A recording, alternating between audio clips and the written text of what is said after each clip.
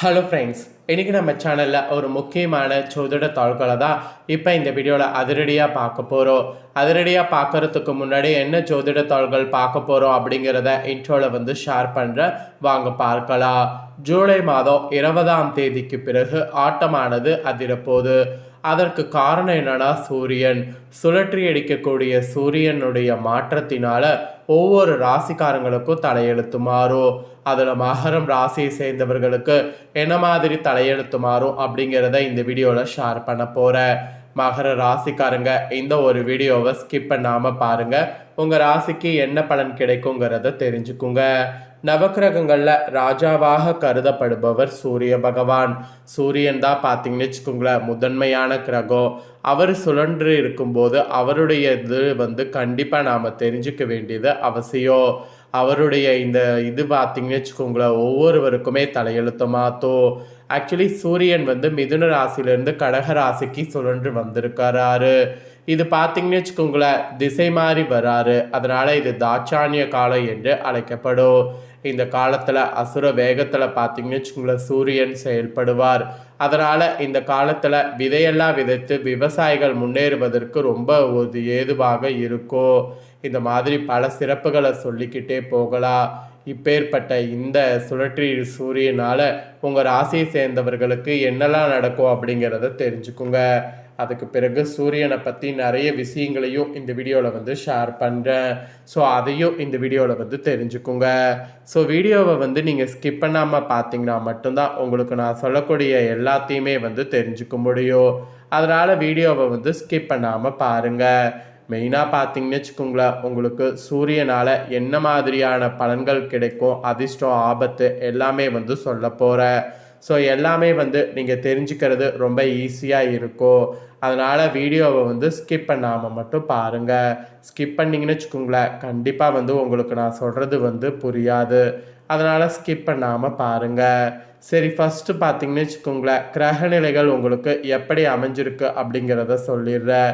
ஏன்னா கிரகநிலைகள் எப்படி அமைந்திருக்கு அப்படிங்கிறத நீங்கள் தெரிஞ்சுக்கிட்டிங்கன்னா அதற்கேற்ப தான் உங்களுக்கு சூரியனால் பலன் கிடைக்கும். அதனால் கிரகங்கள் உங்களுக்கு எப்படி அமைந்திருக்கு அப்படிங்கிறத சொல்லிடுறேன். முதல்ல கிரகநிலை எப்படி அமைந்திருக்கு அப்படிங்கிறத இன்ட்ரோவில் தெரிஞ்சுக்குங்க.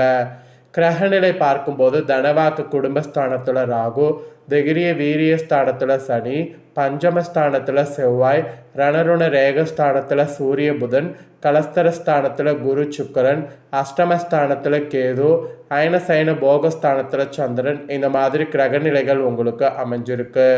கிரகநிலைகள் இப்படி அமைந்த அடிப்படையில் உங்களுக்கு நிறைய பலன்கள் இப்போ சூரியனால் என்ன கிடைக்குங்கிறத சொல்ல போகிறேன், வாங்க பார்ப்பீங்க. ஆக்சுவலி சுழற்றி அடிக்கக்கூடிய சூரியனால் கடின உழைப்பால் வளர்ச்சி அடைவீங்க. அதே நேரத்தில் மற்றவர்களுடைய இடையூறுகளையும் சாதகமாற்றி கொள்வீங்க. இந்த மாதிரியெல்லாம் மகர ராசிக்காரங்க சூரியனால் நற்பலன்கள் பெறுவீங்க. மெயினாக சூரியனால் உங்கள் பேச்சை கட்டுப்படுத்தி கொள்வது நன்மை தரும். எதை பேசினாலும் வார்த்தைகளில் ஒரு பக்கம் நிதானத்தை கடைபிடிப்பது நன்மை தரும். மெயினாக ராஜாங்க ரீதியிலான காரியங்கள் உங்களுக்கு கை கொடுக்கும்.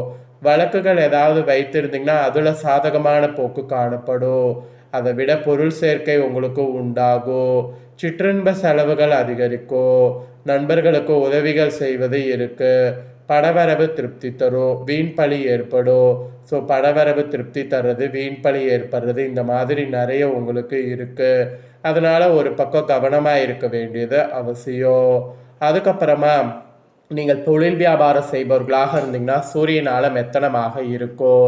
பழைய பாக்கிகள் வசூலாவது உங்களுக்கு ஆறுதல் தரும். வியாபார தொடர்பான காரியங்களில் கூடுதல் கவனம் தேவை, இல்லைன்னா நஷ்டம் உங்களுக்கு ஏற்படும். அப்புறம் உத்தியோகத்தில் இருக்கிறவங்களுக்கு சொல்லப்பட்டிருக்கு. உத்தியோகத்தில் இருப்பவங்க வீண் அலைச்சலை சந்திக்க வேண்டியது இருக்கும். அலுவலகத்தில் யாரை பற்றியும் புறங்கூறாமல் இருப்பது நன்மை தரும். உங்களுடைய பொருட்களை கவனமாக வைத்து கொள்வது அவசியம். கவனம் இல்லாமல் இருந்தீங்கன்னா அது கண்டிப்பாக உங்களுக்கு பெரிய ஆபத்தில் போய் முடியும். அப்புறம் குடும்ப ரீதியாக பார்க்கும்போது குடும்பத்தில் இருப்பவர்களோடு சூரியனுடைய இதனால் அனுசரித்து செல்வது நல்லது. குறிப்பாக கணவன் மனைவிக்கிடையே மனவிட்டு பேசி எடுக்கக்கூடிய முடிவுகள் நன்மை தரும். அதுவும் பிள்ளைகள் தட்டி கொடுத்து எதையும் செய்ய சொல்வது நல்லது. உங்களுடைய கருத்துக்களுக்கு மதிப்பில்லாமல் போகலாம். அதனால் ரொம்ப கவனமாக இருக்க வேண்டும். அப்புறம் பெண்களுக்கு கூட பணவரவு திருப்தி தரும். வீண் பேச்சை குறைப்பது நன்மை தரும். அதை நீங்கள் பண்ணிங்கனாவே சூரியனால் உங்களுக்கு நல்லது நடக்கும். அப்புறம் கலைத்துறையை சேர்ந்தவர்களுக்கு சூரியனால் முயற்சிகள் பேரில் புதிய ஒப்பந்தங்கள் கையெழுத்தாகும். ஆனால் பொருளாதார ரீதியாக சிறப்பாக இருக்கும். எதிர்பார்த்த புகழ் பாராட்டு கூட உங்களுக்கு ஈஸியாக கிடைக்கும். அப்புறம் அரசியல்வாதிகளுக்கு சொல்லப்பட்டிருக்கு, அரசியல்வாதிகள் வாகனங்கள் பயன்படுத்தும் போது கவனம் தேவை. சிலருக்கு சூரியனால இடமாற்றம் உண்டாகலாம். நண்பர்கள் மூலம் எதிர்பார்த்த உதவி கிடைக்கும். வாழ்க்கை தரம் கூட சட்டென உங்களுக்கு உயரும். அதனால் நீங்கள் எதுக்கும் கவலைப்பட வேண்டாம்.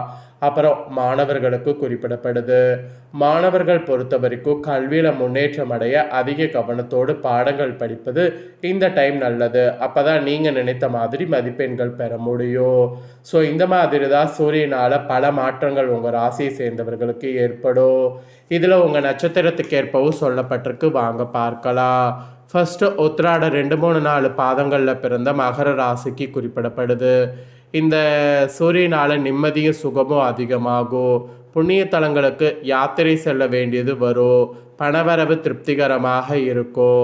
பல வகையில் பிறர் உதவிகள் கிடைக்க பெறுவீங்க. புத்தி சாதுரியம் அதிகரிக்கும். யாருக்கும் வாக்குறுதிகள் கொடுப்பதை தவிர்ப்பது நல்லது. மீறி கொடுத்தீங்கன்னா அது உங்களுக்கு ஆபத்து ஏற்படுத்தும். அப்புறம் திருவோணமில் பிறந்த மகர ராசிக்கு குறிப்பிடப்படுது.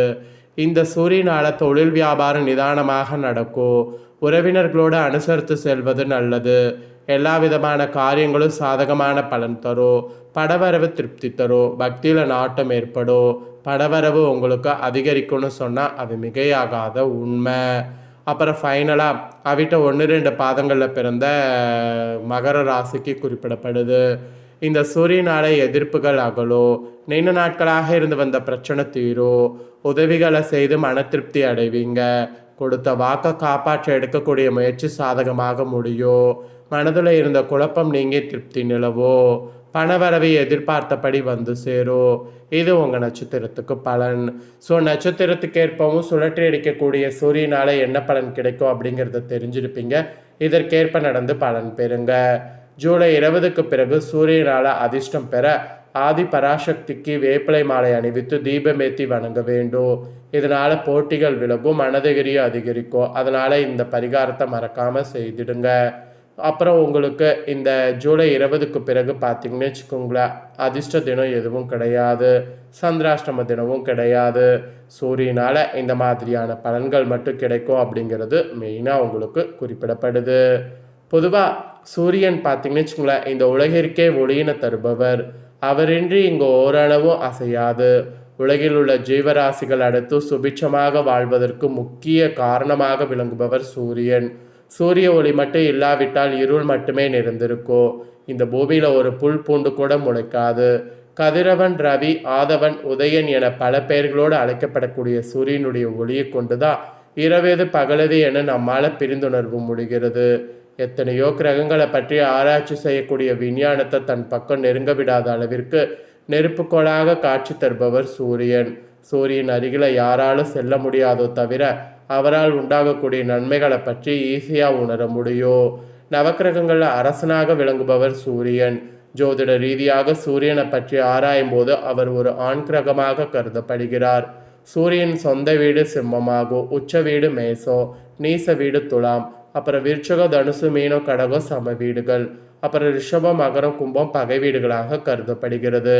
சூரிய திசை 6 வருடங்கள் நடைபெறும். சூரிய பகவான் ஒரு ராசி கட்டத்தில் 1 மாத விகிதம் 12 ராசிகளை 1 வருட காலம் சஞ்சாரம் செய்வார். சூரியனின் சஞ்சாரம் சித்திர மாதம் மேசத்தில் தொடங்கி பங்குனி மாதம் மீனத்தில் முடிவடையும். சூரியன் பரணி நட்சத்திரம் 3ஆம் பாதம் முதல் ரோகிணி நட்சத்திரம் 2ஆம் பாதம் முடிய சஞ்சரிக்கக்கூடிய காலத்தை கத்திரிக்காலம் என்று சொல்லப்படும். இக்காலங்களில் சூரியனுடைய உஷ்ணம் பூமியில் அதிகமாக இருக்கும். இக்காலங்களில் புது வீடு கட்டுறது, புது வீடு புகிறது போன்ற சுபகாரியங்கள் செய்வதை தவிர்ப்பது நல்லது.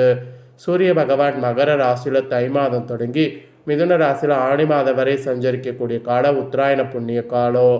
அதே கடகராசியில் ஆடி மாதம் தொடங்கி தனுசு ராசியில் மார்கழி மாதம் வரை சூரியன் சஞ்சரிக்கக்கூடிய காலம் தாட்சாணிய புண்ணிய காலம்.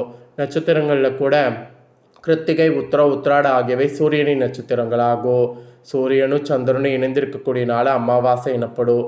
சூரியனும் சந்திரனும் ஒன்று கொண்டு நேரெதிராக வரக்கூடிய நாள் பௌர்ணமி எனப்படும். இந்த மாதிரி தான் சூரியனுடைய முக்கியத்துவம் குறிப்பிடப்படுது. ஸோ இந்த பலனை உங்கள் ஃப்ரெண்ட்ஸ் ஃபேமிலிக்கும் லைக் பண்ணி ஷேர் பண்ணுங்கள். அவங்களும் மகர ராசியாக இருந்தால் பார்த்து பலன் பெறட்டும். இதே போல் புதிய தகவல்களை தெரிந்து கொள்ள சேனலை சப்ஸ்கிரைப் பண்ணுங்கள், கூட பெல் பண்ண ப்ரெஸ் பண்ணுங்கள். வேறொரு வீடியோவில் உங்களை சந்திக்கிறேன்.